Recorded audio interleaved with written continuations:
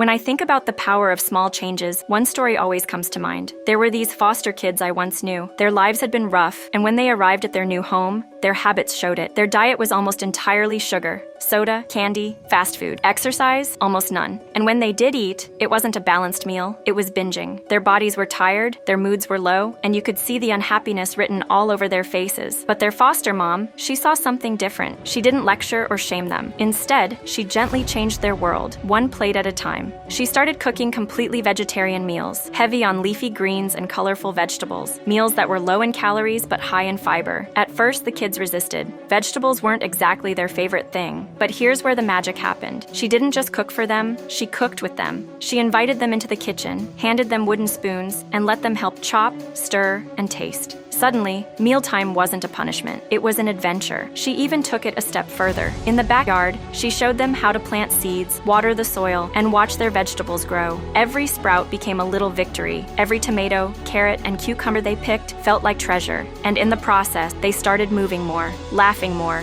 and connecting with the food they ate. The most beautiful part? They were still bingers, but now, when they binged, it was on crunchy cucumbers, crisp lettuce, and bright green beans. They filled their plate, filled their bellies, and yet their bodies grew stronger, not heavier. I saw them again 6 months later, and honestly, I could hardly recognize them. They were thinner, healthier, glowing with energy. But more than that, they were happier. They ran outside instead of sitting still. They smiled bigger. They carried themselves with pride. It wasn't just about vegetables, it was about love, patience, and giving children the tools to care for themselves. That foster mom didn't just feed their bodies, she fed their spirits. And in just 6 months, those kids didn't just look different, they were different.